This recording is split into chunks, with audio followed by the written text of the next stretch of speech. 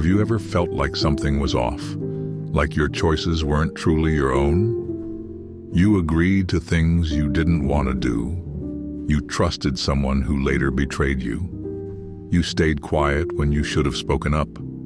If that rings a bell, this video is for you. Because whether you see it or not, you're being manipulated by people close to you, by leaders, by anyone who knows how to exploit your mind's hidden levers.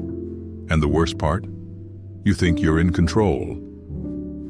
Real manipulation doesn't look like mind control in movies. It looks like your idea, your mistake, your decision. That's the game. And you've been playing it without even knowing. Most people are silently moved like chess pieces on a board they don't even see. When they try to fight back, they feel guilt, fear, doubt. They've been trained, emotionally trained, not to resist. And if you're thinking, this doesn't happen to me, then stop. Because that's exactly what a skilled manipulator wants you to believe. This video won't offer comfort, it offers clarity. Because once you see how manipulation really works, you can't unsee it. You'll start noticing it in conversations, in relationships, in politics, in the media, and most importantly, in yourself. So let's begin with the cold truth. Manipulators don't shout, beg, or threaten. They study, they observe, they find what you crave, validation, approval, control, and then use it against you. Ever met someone who always gets their way? They don't force it. They make you believe it was your idea. That's not charm, that's technique. The best manipulators work in silence. Before they even speak, they're reading your posture, your expressions, your tone. Some of them play the charmer. They compliment you, make you feel special. But every word is calculated. They're building emotional debt, so when they ask for something later, you feel obligated to say yes. Others play the victim. No one helps me. Only you understand me. Soon, you're responsible for their happiness. And when you try to set boundaries, a sigh, a sad look, just enough to make you feel like the bad guy. Then there's manipulation through fear. If you leave me, you'll regret it. If you say no, you'll be alone. They don't control you with chains, but with thoughts they planted based on your deepest fears. Machiavelli understood this centuries ago. In The Prince, he showed how power isn't about strength. It's about strategy. It's about understanding human nature. Men judge more by their eyes than by their hands, he wrote. In other words, perception is everything. Manipulators know this.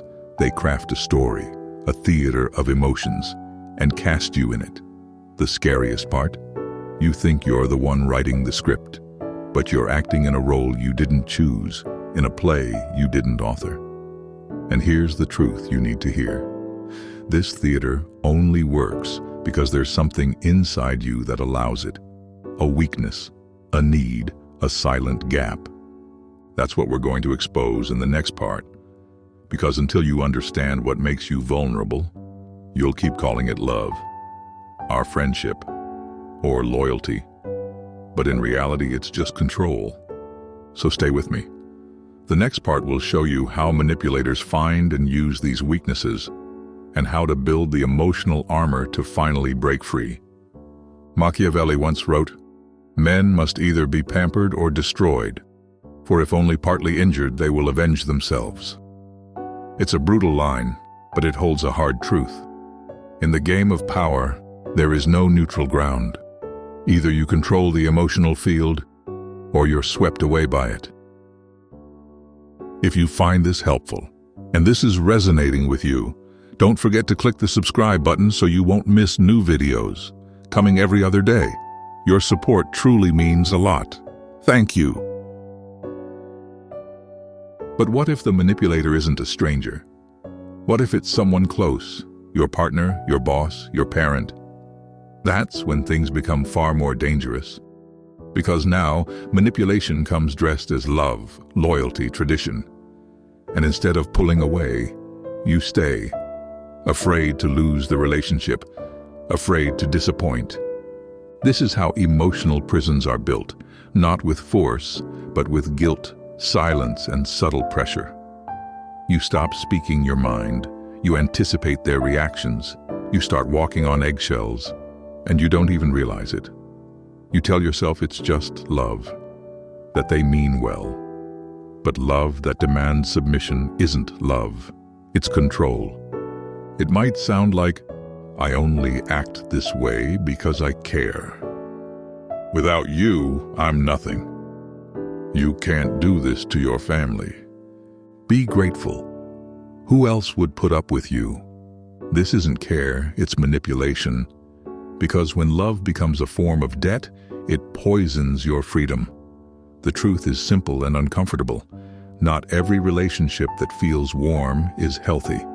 Not everyone who loves you knows how to love without control. Some bonds don't protect you.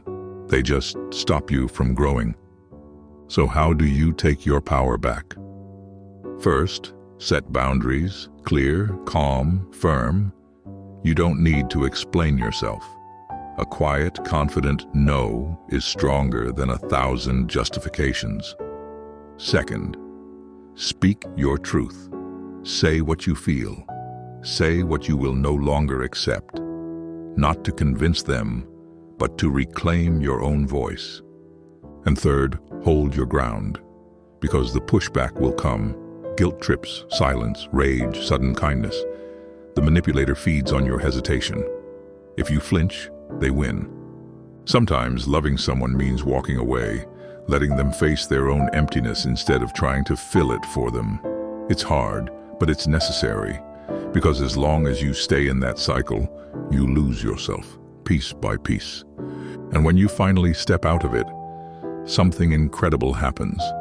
You begin to see the game for what it is. This is when we bring in Machiavelli's lens, the cold, strategic clarity needed to stay sane in a world full of emotional traps. Machiavelli wasn't writing to be liked. He wasn't trying to sound noble. He was describing the raw mechanics of power. And if you want to protect your mind in this world, you need that clarity. Because today, everything is manipulation. Social media, politics, advertising, relationships, it's all based on narrative, image, influence. The people who don't see this are the ones most controlled by it. Machiavelli saw humans as predictable, driven by emotion, controlled by perception. He wrote, "Men judge generally more by the eye than by the hand. Everyone sees what you appear to be. Few experience what you really are." In other words, reality doesn't win, perception does. Control the narrative, and you control behavior. So what does that mean for you? It means you need to stop living on emotional autopilot. Stop assuming everyone means well. Stop reacting the moment someone tugs your heart. Observe. Learn to read people by their actions, not their words. Pay attention to patterns, not promises. Trust behavior, not excuses. Use silence. Most people give away too much. They over-explain. They react fast. The manipulator counts on that. But when you say less, when you pause, when you don't give them the reaction they expect, they lose their grip. Become unpredictable. Don't be so easy to read. Say no when they expect a yes. Stay silent when they want drama. Pull away when they expect you to chase. This flips the script. Own your identity. The more you know who you are, the less you need approval. And the less you need approval, the harder you are to manipulate. Emotional immunity isn't coldness. It's clarity. It's self-control. It's the strength to hold your line even when your heart wavers. Machiavelli believed that the wise man learns from those who've walked before him. So learn. Study the patterns and choose, stay a puppet or cut the strings. Because if you don't take control of your own mind, someone else will. And with that being said, I will see you in the next one.